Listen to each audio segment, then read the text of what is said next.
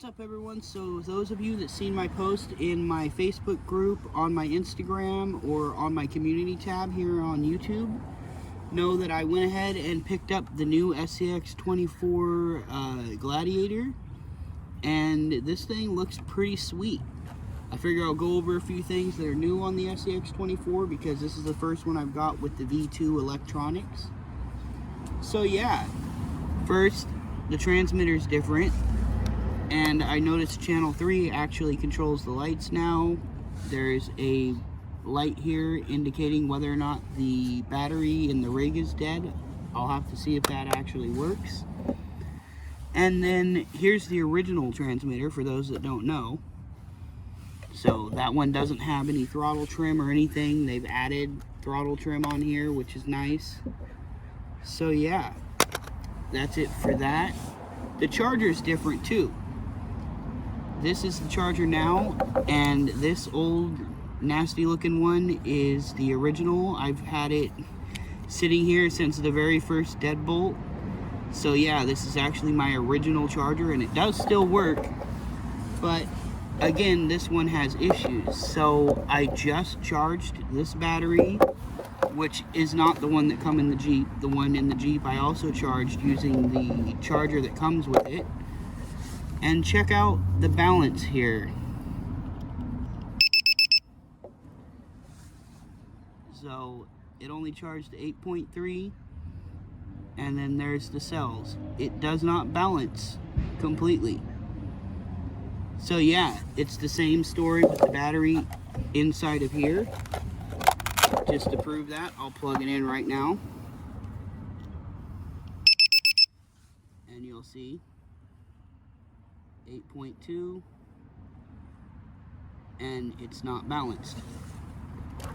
So yeah, that's why I do not trust USB chargers, or what I like to call blinky light chargers that don't have a screen and you can't really monitor what's going on. Oh yeah, so underneath you'll notice the ESC looks different. That's because I'm pretty sure it's a different ESC. Servo's the same, motor's the same.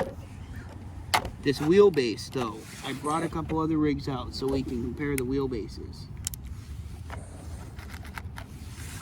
So here is the B17 Betty,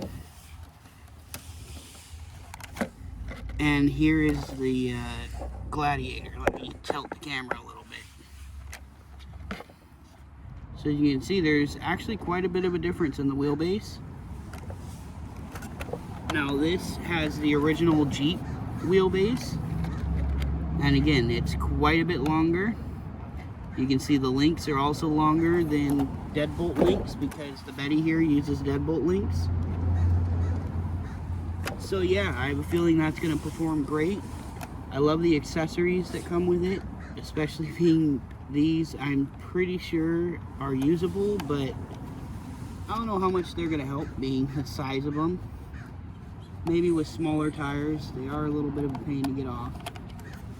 So yeah, you can see there's two little recovery boards. You've got some shovels and stuff back in here. It's really hard to see. And there's even a little fake bumper jack in here. So yeah, that's pretty neat. Now let's get to what you want to see, the run video. Oh, I almost forgot. These are the batteries. It comes with the same batteries that these did. So I don't know if I trust them. Every set of these I've had has leaked all over the place no matter what I put them in, so they're kind of junk. You've got the standard manual, the connector guide. There is a sticker now, which is kind of cool. Your hex wrench. And then there's part of a drive shaft and the original Jeep body mount if you want to put a hole and use a body clip instead of the Velcro. I'm probably going to switch to magnets just like Fern Solo mentioned. So yeah, I'm going to drive this around with the stock tires, see how it does. Maybe even compare with the Betty here, the former most capable out of the box.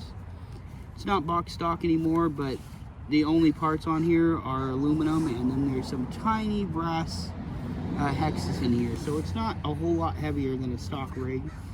It does have the aux motor in it, That motor is still up and running. I haven't had any problems with it.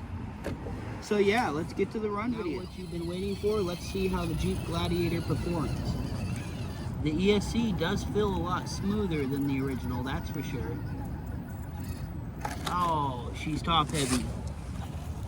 I expected that with all the accessories on the back.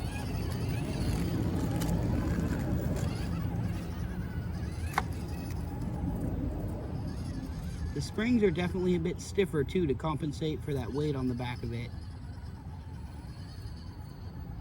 We can do it though. So here we come down. I'm not sure if it's gonna make it just because it's so top heavy with being completely stock and all. I did forget, they did actually move the battery tray lower.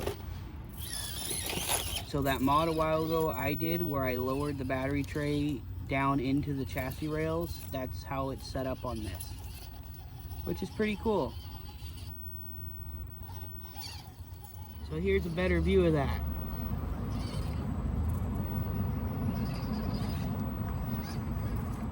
Wow, that thing just crawls.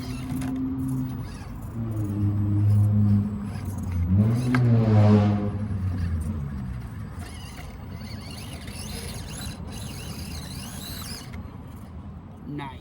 So I'm not expecting it to be able to go straight up because that bumper sticks out so far. That's one thing that Fern Solo mentioned. It just sticks out too far. I'm going to be changing that, trust me. So let's go up this side. It's probably going to bottom out on here, unlike the other rigs. Yeah, that wheelbase. We can hop it though. So we're coming up on another tricky spot here. Let's see if we can do this.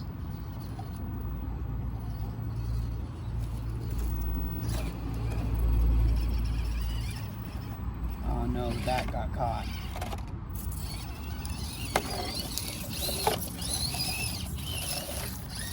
See if we can fix this.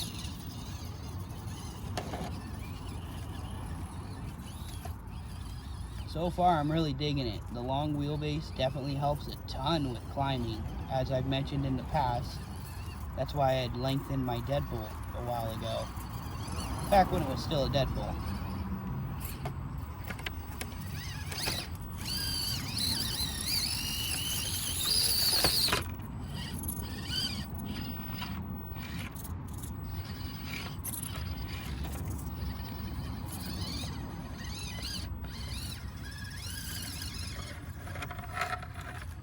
Well, I guess that's the way it's going.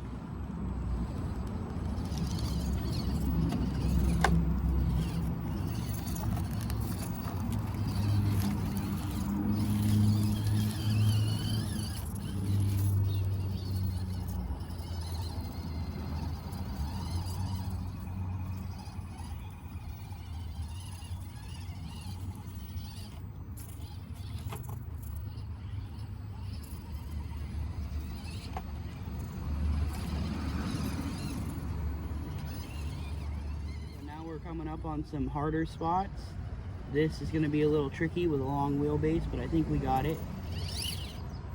Yep, we did it.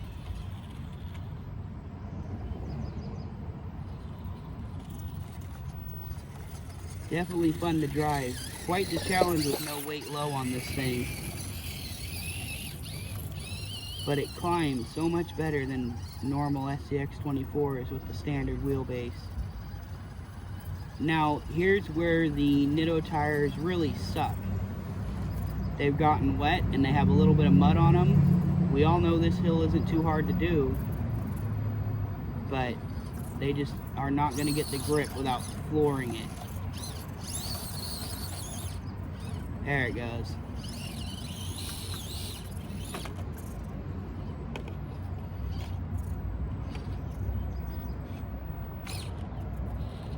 And don't you worry, I have some other tires and wheels to put on this to try, so let's move on to the new line. Actually, before we get to the new lines, let's try this. I don't have my hopes up because stock tires, but who knows? It might surprise us, or not.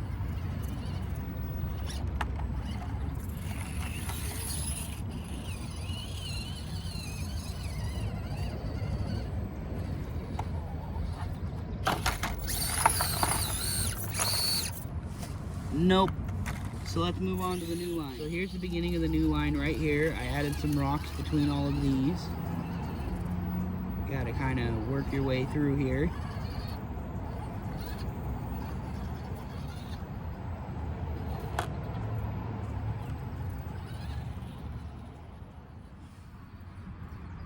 So after working your way through the first part, you got to get through this, and the whole challenge here is just to keep your tires out of the holes, which isn't too difficult. I didn't want it to be a super hard line, not yet.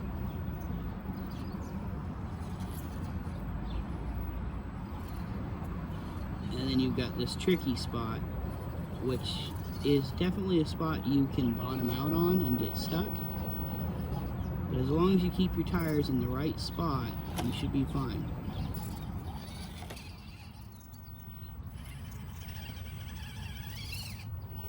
Now we're approaching the hill. Let's see how this goes with the longer wheelbase. But again, I don't have much faith in these tires.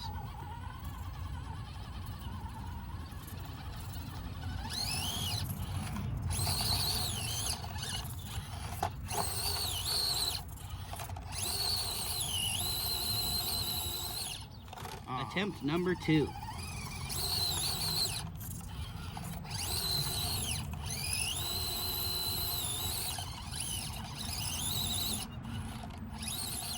Attempt number 3.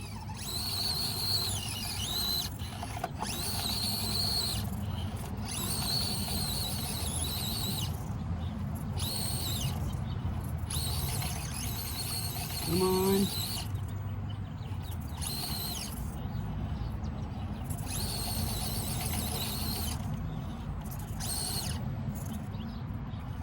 Have I mentioned I don't like attempt number 4? And 4th time's the charm. Now let's work our way down here, turn around and see how it does up the hill. And in the next video, I'll put my rock creepers with kinetic KMS wheels on here, and we'll see how it does. So for now, this is the first run. It'll also have a different bumper on. I'll probably put my trio bumper on the front of it.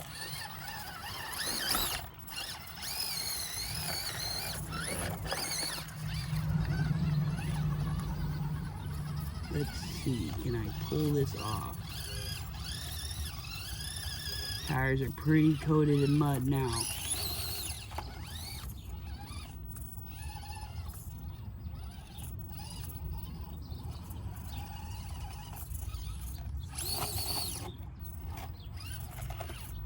I don't think I'm gonna have the grip, guys. Number 2.